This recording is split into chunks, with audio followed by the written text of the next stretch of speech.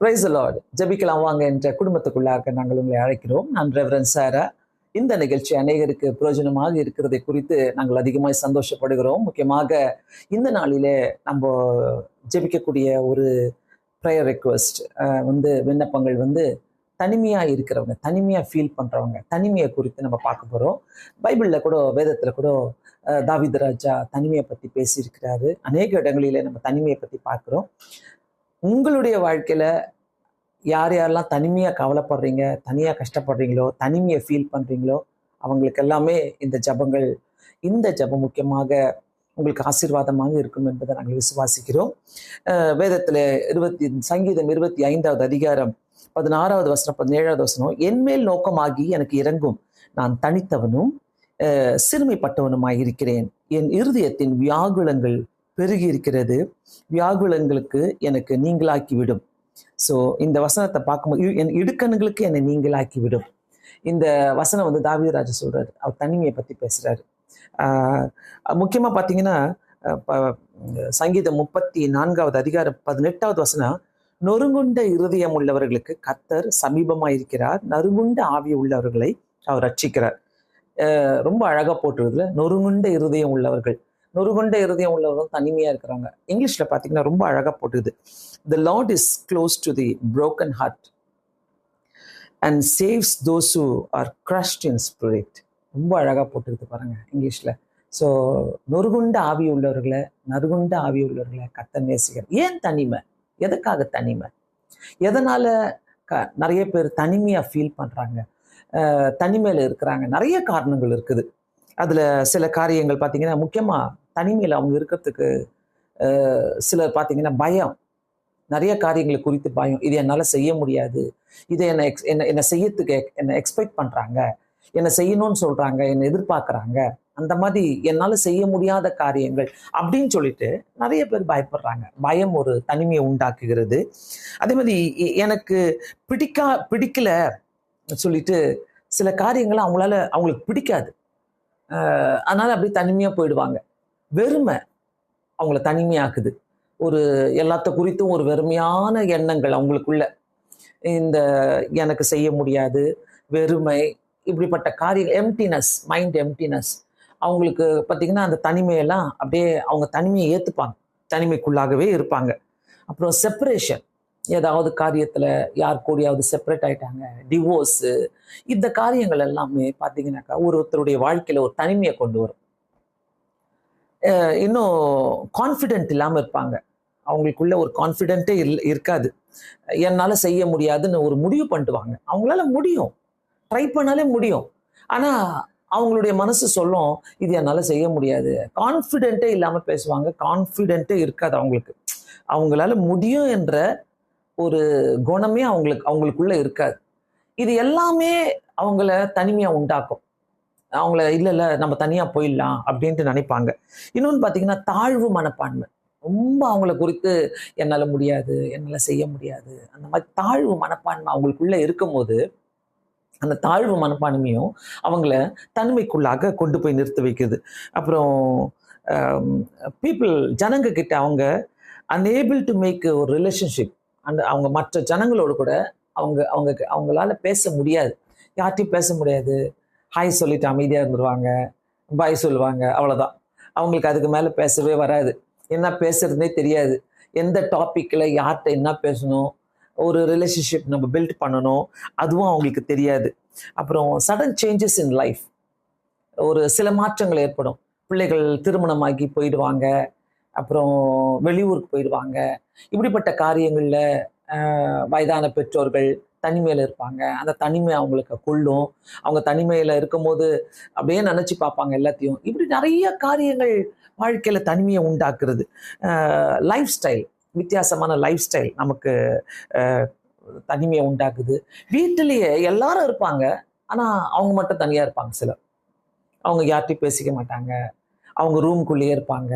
அவங்களுக்குன்னு சொல்லி ஒரு இடம் இருக்கும், அவங்கள மாற்றவே முடியாது. அவங்களுக்குன்னு சொல்லி உட்காரத்துக்கு ஒரு இடம் இருக்கும், அந்த இடத்துல தான் அவங்க உட்காருவாங்க.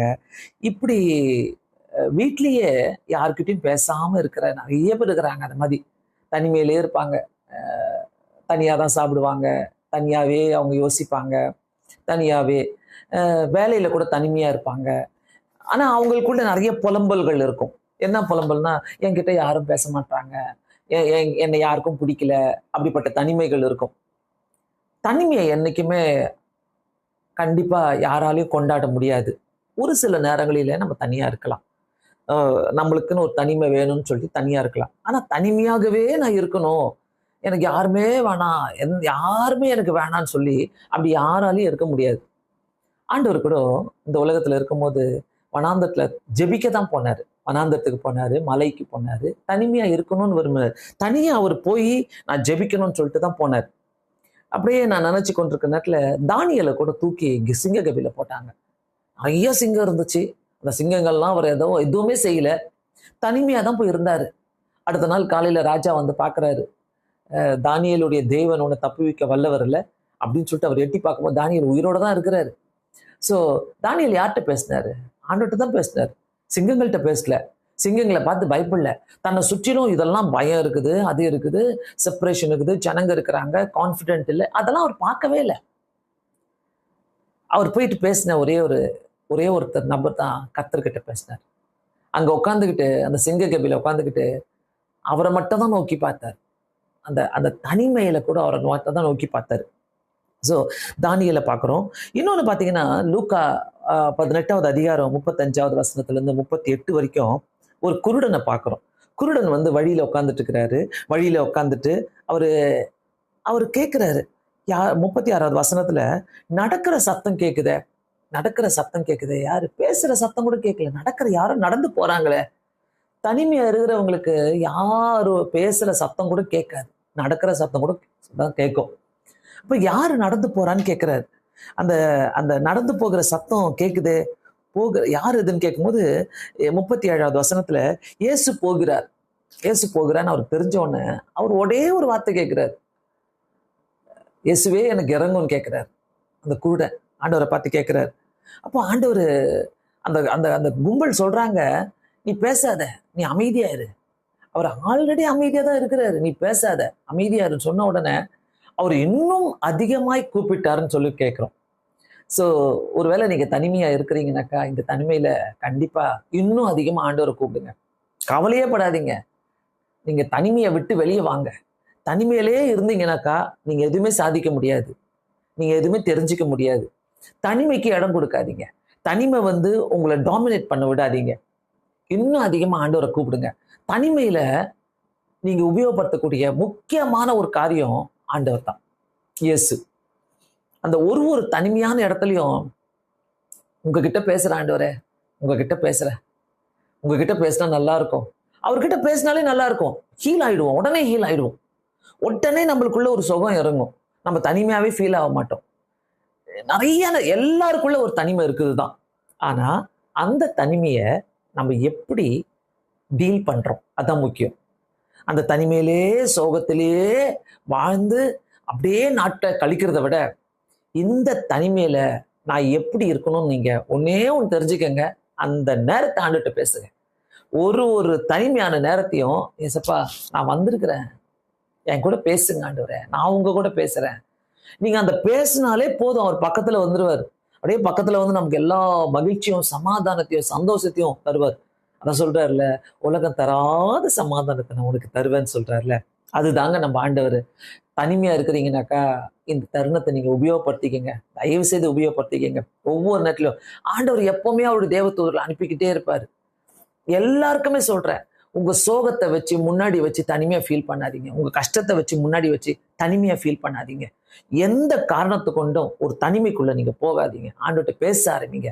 ஆண்டோடைய பிள்ளைகளுக்கு அந்த தனிமை கிடையாது. ஏன்னா ஆண்டவர் நம்ம கூடவே இருந்துட்டு இருக்கிறார். நம்ம எல்லாரும் ஜெபிக்கலாமா? கண்டிப்பா ஜெபிக்கலாம். தனிமையில நம்ம அதை ஜெயித்து வர கர்த்தர் உதவி செய்வார்.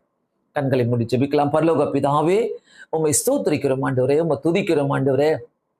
தனிமையில இருக்கிறவங்களுக்காக இந்த நாளிலே நாங்கள் ஜெபிக்கிறோம். யாரெல்லாம் வேலையில, தங்களுடைய வீட்டுல, தங்களுடைய ஆண்டவரே பல இடங்களில தனிமையா ஃபீல் பண்றாங்களோ, ஒரு கான்ஃபிடென்ட் இல்லை, எனக்கு பயமா இருக்குது, என்னால ஜெயிக்க முடியாது, மற்றவங்கள்ட்ட என்னால பேச முடியாது, ஆண்டவரே இப்படியெல்லாம் தனிமையில தங்களையே வாட்டி வதக்கி கொண்டு இருக்கிற ஒரு நபருக்காக நாங்கள் ஜெபிக்கிறோம் இந்த நேரத்துல. இயேசுவின் நாமத்தினாலே நீர் ஒரு ஹீலிங்கை நீங்க அவங்களுக்கு தர வேண்டுமா ஜெபிக்கிற. இயேசுவின் நாமத்தினால அவங்களுக்கு ஒரு சுகத்தை நீர் கட்டளையிட வேண்டுமா ஜெபிக்கிறேன் ஆண்டவரே. இயேசுவின் நாமத்தினாலே ஆண்டவரே அந்த தனிமையை அவங்க உங்களோடு கூட பேசுகிற நேரமாக உபயோகப்படுத்திக் கொள்ள உதவி செய்ய வேண்டுமா ஜெபிக்கிறேன். உம்மால் கூடாத காரியம் ஒண்ணுமே இல்லை ஏசப்பா. தெய்வாதி தேவன், கத்தாதி கத்தர் ஆண்டவரே. ஆண்டவரே இயேசப்பா, நீர் அநேக காரியங்களை எங்களுக்கு கத்துக் கொடுத்திருக்கிறீர். இன்னும் அதிகமாய் நாங்கள் உண்மை நோக்கி கூப்பிட எங்களுக்கு உதவி செய்யுங்க. நாங்க யாருமே தனிமையில் இல்லை. ஆவியானவர் எங்களோடு கூட இருக்கிறீர். எங்கெல்லாம் தனிமையா உட்கார்ந்துட்டு இருக்கிறாங்களோ, எங்கெல்லாம் ஐ ஃபீல் லோன்லின்னு சொல்லி லோன்லிலே இருக்கிறாங்களோ, அவங்களுக்கு எல்லாம் உதவி செய்யுங்க. எந்த தொழில இருந்தாலும், யாரா இருந்தாலும், எப்படிப்பட்ட சூழ்நிலையா இருந்தாலும் ஆண்டவரே, அவங்களுடைய தனிமையிலிருந்து நீர் அவங்களை வெளியே கொண்டு வர வேண்டுமா ஜெபிக்கிறேன். இந்த ஜெபம் யாரெல்லாம் கேட்கிறாங்களோ அவங்களுக்கு நீர் உதவி செய்யுங்க ஆண்டவரே. அந்த தனிமையில ஒரு ஹீலிங்க, எப்படியாவது ஒரு விடுதலையை கட்டளையிடுங்க இயேசு சுவாமி. உம்மால முடியும் கர்த்தாவே. எல்லாரையும் உங்களுடைய கரங்களில கொடுக்கிறோம். பெரியோர்கள் ஆண்டவரே, வாலிப பிள்ளைகள், முக்கியமா வாலிப பிள்ளைகளுக்காக ஜெபிக்கிறோம் ஆண்டவரே. அந்த தனிமை அவங்களை எந்த பாவத்தையும் செய்ய விடக்கூடாது ஆண்டவரே. தனிமையில போயிட்டு ஆண்டவரே எந்த பாவத்துக்குள்ள அவங்க விழுந்துடக்கூடாது ஆண்டவரே. உதவி செய்யுங்க. தனிமையை ஜெயிக்க உதவி செய்யுங்க. உடைய கரத்துல கொடுக்கிறோம். ஆசீர்வதிப்பீராக. நல்ல சாட்சிகளை நாங்கள் எதிர்பார்க்கிறோம் ஆண்டவரே. உடைய கரங்களில கொடுக்கிறோம். இயேசு கிறிஸ்துவின் நாமத்தினாலே வேண்டிக் கொள்கிறேன் பிதாவே, ஆமென். Thank you so much. என்னுடைய நம்பர் 9444203608. தயவு செய்து உங்களுடைய ஜெப குறிப்புகளை நீங்க எழுதுங்க. இந்த ஜெபிக்கலாம் வாங்க என்ற இந்த குடும்பத்துக்குள்ளாக நீங்க இருக்கிறீங்கன்னாக்கா தயவு செய்து அநேகருக்கு அனுப்பி வைங்க. இது பிரயோஜனமாக இருக்கும் என்று நாங்கள் விசுவாசிக்கிறோம். God bless you all. Thank you so much.